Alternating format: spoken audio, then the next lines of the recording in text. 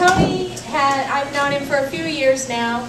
Went through Christ Care Leader Training was when I first met him, was when he was going through leader training. And I've seen just God do amazing things in his life. And I've been asking him to speak to this group for a very long time. And he kept saying, not yet, not yet. Well, I think God said, hey, Tony, it's time. Because he just out of the blue said, I've been thinking about that and I'm ready to do it. So he has a wonderful, marvelous story. If anyone needs tissues, well, get those passed out. Just going to introduce him. He's a member here of Concordia. He's had some struggles and many blessings in his life. And he's here to tell us his faith story and the grace of God in his life. Tony?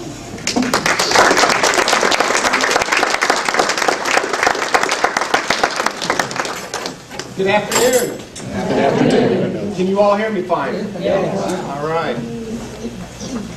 I want to thank you for having me here today. It is indeed an honor and a privilege to share this day with you. Have you ever wondered why bad things happen to good people? Or more specifically, why do bad things happen to believers?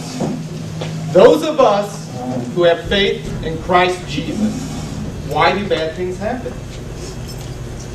In May of 1960, 5 months before I was born, my father was killed in an accident.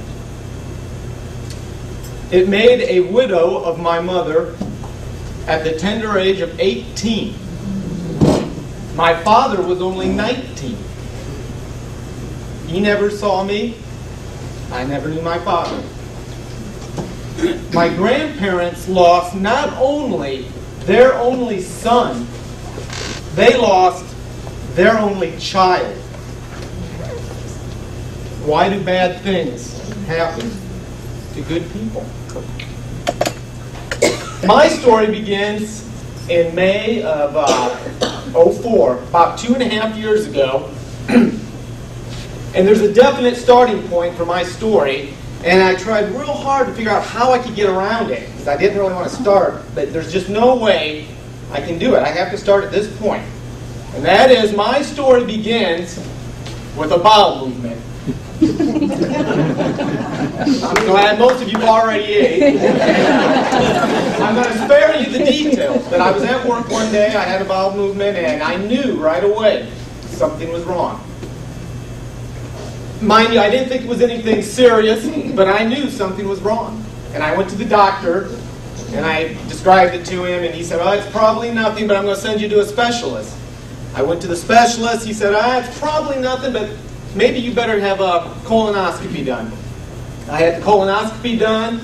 It was the day after Memorial Day, and he told me that they found a rather large mass, and it was too big to take out during the colonoscopy, that it would have to be removed surgically.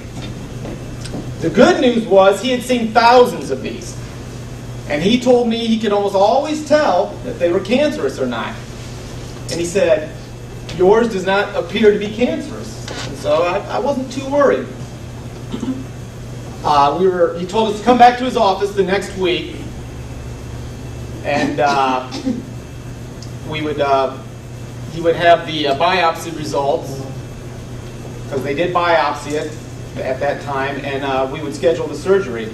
The day came to go see him, and my wife and I both worked downtown, and she said, I'll come over and pick you up and we'll go together.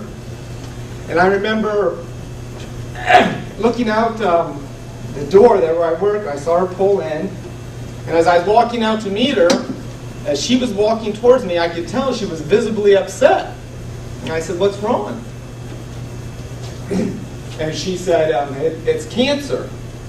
And I said, what are you talking about? We hadn't even been there yet. And she said, well, I called earlier in the day, and they told me it's cancer. And that's how I found out I had cancer. And I remember at the time, it didn't really even bother me that much. I remember I just said something like, well, let's get in the van, let's go see the doctor, let's find out what we're up against. We're not going to worry yet, we don't even know anything. We went to the doctor's office, and as we're sitting in his office waiting, there was these pamphlets in there, and I grabbed a pamphlet about colon cancer. And also, earlier that day, she had mistakenly inferred from talking to them that I had stage 2 colon cancer. So I looked up stage 2 colon cancer. And it says 90% of all people with stage 2 colon cancer live 5 years. Well, that's great news. But when I read that, that's when it hit home.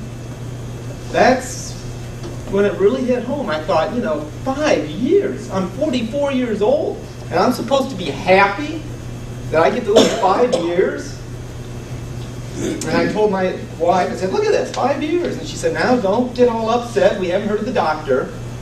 And the doctor comes in, and right away he says, no, you must have misunderstood, Mrs. Miller. We don't know what stage it is, and we won't know until you have your surgery. He said, the surgery's scheduled for next Tuesday. In the meantime, you need to get a CAT scan.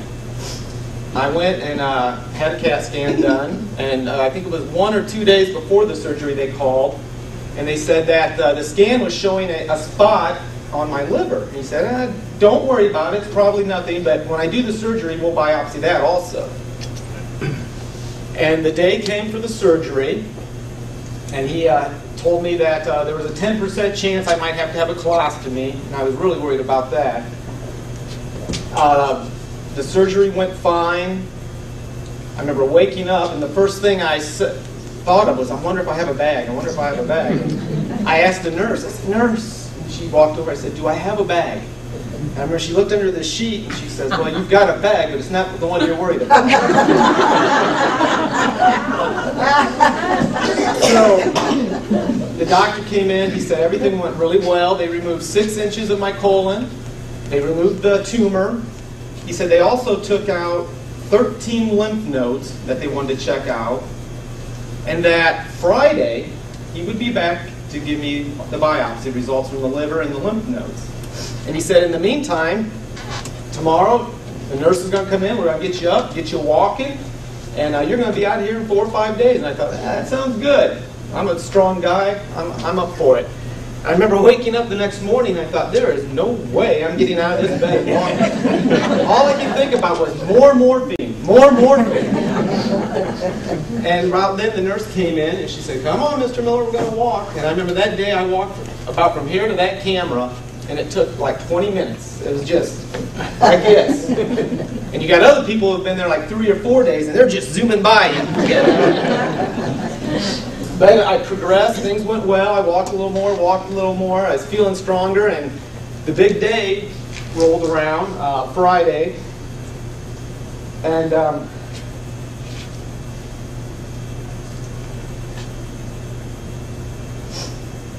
sorry.